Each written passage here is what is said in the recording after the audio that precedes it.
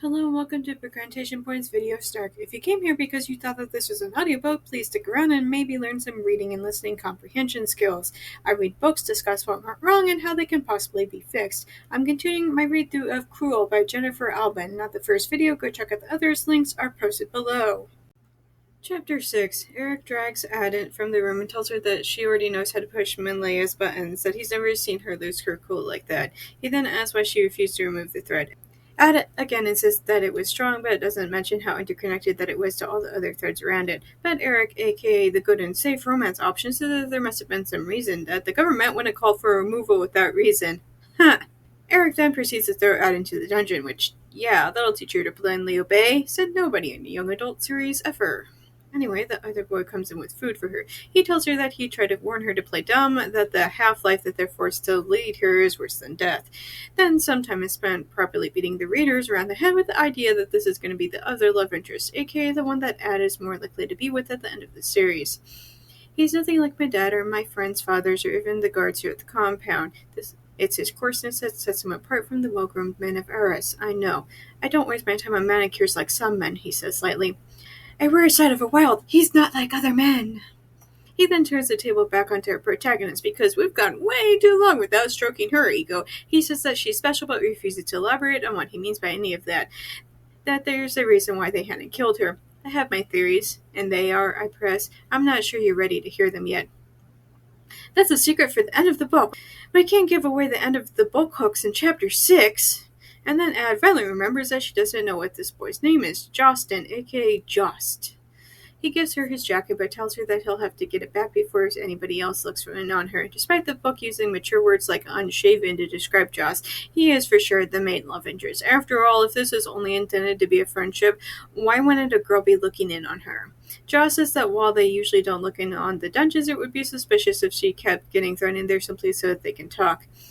He presses his original warning that she needs to play dumb, but she complains that it's not that easy, which, girl, how freaking hard is it to keep your mouth shut? She was physically spending energy on saying dumb stuff in front of everybody.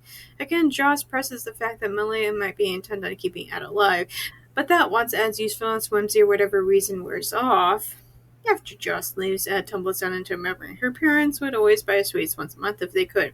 But one month there was a shortage on sugar, so they didn't have anything sweet in the house except for a tiny bit of leftover chocolate. One day Amy was crying and confessed something to her sister. Some of the girls were having a let's bring in the biggest piece of chocolate competition, which, weird flux, but okay, kids are dumb. Amy didn't want to be left out, so she brought some of the chocolate. Not to eat, only to show the others, but the teacher saw Amy's piece and I guess took it. So then Ad went up to grab what even less of the chocolate that there was. She used her abilities with the weave to make more chocolate, but then her parents saw her doing this and punished her. Why was it wrong, he asked. I gritted my teeth for a moment before I answered. I knew the answer. I learned it at the academy for years, because it wouldn't be fair for us to have more. Yes, this is only hammering in the point that I kept making in the other chapter, that they're intentionally creating these shortages to keep people in line, and then guilting people into thinking that winning things is somehow wrong. However, at least thinking about this, how Ad had used the wave to manipulate reality, she's at least aware that the guild might know exactly how powerful that she is. I'm mainly impressed because the last several young adult dystopias that I've read, the main character was never this self-aware. The next day, when someone finally came to see me, it was not Eric or Jostin, but Maela herself. She sauntered into my cell in a long black gown holding a lit cigarette. Anita, darling. Wait, that's the wrong book. Anyway, Maela comes in and shows Ad the file of how many people were killed yesterday. Ad is obviously disgusted when Maela doesn't even pretend about the atrocities that she's committed, and that she's bragging about doing it again if Ad doesn't go along with literally everything asked of her. It wasn't a coincidence that Brianna's sister was in that piece. I accuse her, but she ignores me. Maela continues to threaten her, but she can yammer until she's blue in the face. I think every single person knows that Ad isn't going to give in. Ad then asks what happens when threads are ripped. Maela insists that if Ad wants to know, then she'd better go to class and find out. So I guess it's not exactly going to be a big secret. Or maybe what they'll say is some sort of half-true propaganda. Who knows? But why hide what really happens if ripping is such an integral part of our jobs, unless the ripped could be saved? Chapter 7. We jump right back into the girls hating Ad for what happened. Again, despite the fact that Maela was the one who'd done it. Except now all of the girls hate her, not simply Brianna. Although, I have to say, enjoying the we were friends for 5 minutes dynamic here. Most books never go that deep. They simply write in their own girls who were mean to me in high school and never examine why these girls are the Regina George of the story. Ad then takes us back a few days and explains that the girls had been given practice weave to work on. Most girls were not great at it, which, again, why do you hold them for the rest of their lives if they're that useless? Nobody needs 500 toilet cleaners. However, Ad and Brianna were signaled out as being better than the others and were put straight away into the weather tier. Ad had hoped that being more or less alone with Brianna would give her a chance to try and talk to the other girl. Brianna punched Ad instead. She doesn't like my answer. I can tell because her eyes narrow into slits. The whole situation is ridiculous. A feud entirely of Maela's making. I'm pretty sure that if Ad is too busy fighting for her life against the bullying going on, she's not going to get in trouble to overthrow the government. Or at least that's my theory. To add insult to injury, Brianna is also angry that, Chuck's notes, as was assigned the biggest and newest loom in the weather controlling room. Again, that's not even her fault. After this, their narration starts to talk about the work it takes for food production. It sounds like they weave in something that should start growing. Then when it's ripe, they move the strands over to where it needs to be, such as a flour mill or grocery store. And again, don't get me wrong, because this is a really neat concept, but I have so many questions. Mainly, how did society get to the point where things like shipping trucks no longer exist? How did people realize that they could even do any of this to start with? Ad explains that this is where a lot of the spinsters work. It's the lowest tier of being a spinster, but it's super important anyway. She's working on weather and finds the work to be kind of exciting, and goes on to say that messing up the weather can sometimes make for bizarre real-life consequences, like this guy literally disappearing, which, let's learn more about that, please. This work is interrupted by the overseer telling both girls that they've been promoted to full spinsters. Outside the room, Eric says that Brianna's personal things are being moved to a private room now.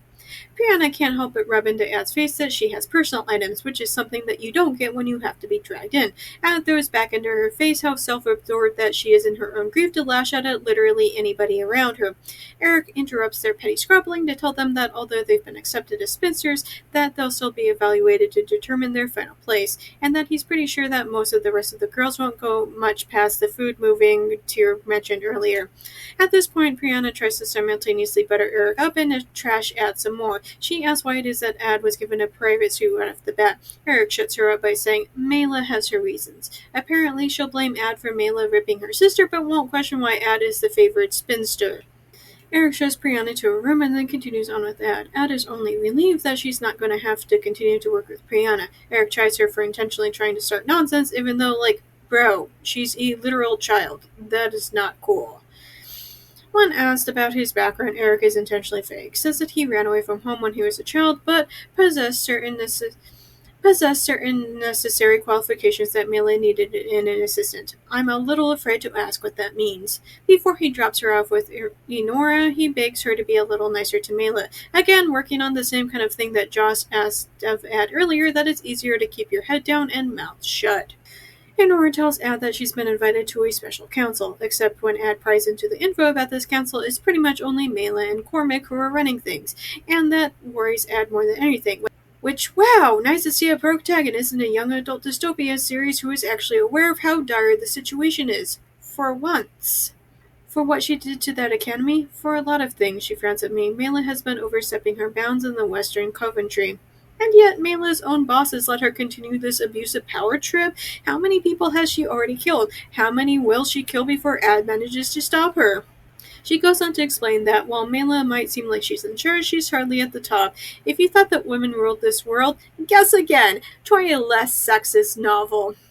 I don't think the guild is going to allow a woman into a position of political power. That won't stop Maela, though, and if I had to lay money on a woman who could rise from under the guild's thumb and out of the Coventry, it would be her. These women can literally weave the fabric of reality. It's been well established by this point that removing somebody from this fabric is seriously not that hard. At this point, the only thing keeping this woman oppressed is themselves. Enora goes on to say that part of Cormac's unofficial job is to keep all of the women in their place. She calls him akin to the big boss, but I have a slightly different phrase that comes to mind to describe him. One that I can't really say here, but let's be honest, we're probably all thinking it. They go into another room where Cormac is waiting. He's quick to dismiss Nora. When they're alone, Cormac basically rehashes what little plot has happened since he last saw Ad. He hammers in the idea that the only reason why she's still alive is because she's a special snowflake. But what's better is that he's told Maela that if she were to hurt Ad, then Maela herself would get ripped. Cormac goes on to say that if she plays her cards right, she's going to be in a position of immense power, higher up than Maela even. And then tells her that she's to accompany him on some sort of a tour. Great, can't wait for that. Not. And asks him if he has any info about her mother or sister. He first says that the mother was found and ripped, which, yep, that'll make her even more compliant. Said nobody. Ever. After a lot of really confusing conversation, he finally gets around to Amy's fate. That they pulled her but rewove her into basically another life. At this point, Ad is even sure that it's even the same person anymore. It's a process we've been using on deviants for years.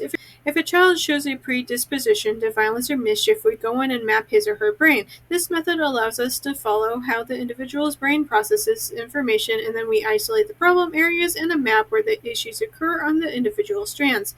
Again, in a world where you can do this whenever you freaking feel like it, actively keeping girls who aren't good at weaving is a choice. Yeah, he does say that it's something that they're still working to perfect, but holy cow, they also made the ramen district be under the impression that the family moved away. He shows her a live feed of Amy right then, and she seems happy. Eric shows up then, and Cormac is quick to dismiss Ad into Eric's care. As he takes her back to her room, Ad has a breakdown. It's not really said over what, but I'm guessing kind of everything all at once. Thanks for listening to my book Snark on YouTube. New videos are up every Monday, but stick around because I sometimes drop random videos on other days too. Just as a reminder, even if you can't financially support me, there are other ways to help me out. The first is watching this video as well as all my other videos. It's also important to like and subscribe. Finally, you can share this video with all of your friends so that they can help as well. If you're already caught up with all of my videos, you can go to Tumblr for my main book. Snark's always free and updated every morning. Newly added to Patreon is to become a member without paying. You'll get access to the same things on Tumblr, but on Patreon. Supporters can have access to so many more books now starting at $1 a month. Also, new is a 1-week free Patreon trial, so be sure to check that out. Special thanks to Dawn and Phoebe for supporting me on Patreon already. If you want to hear your name in my video next week, either support me on Patreon or make a one-time donation. Do you like my Snark so much that you want me to snark your writing? I do that too. For just $6 per chapter, I will tell you how awful that your writing is, but not to worry if you feel like you couldn't take the criticism. I also offer regular book editing as well, just $10 per chapter. You can contact me on any of my social media platforms if you have further questions. If you want to read some of the things that I've written, you can purchase my works on Amazon. I have a slew of spicy short stories and 2 full-length novels. I also frequently run flash sales on my stories, and if you don't follow me on any social media, you might want to do so just so you can know when I might be offering things for free. Links for everything will be posted below. See you next week, guys!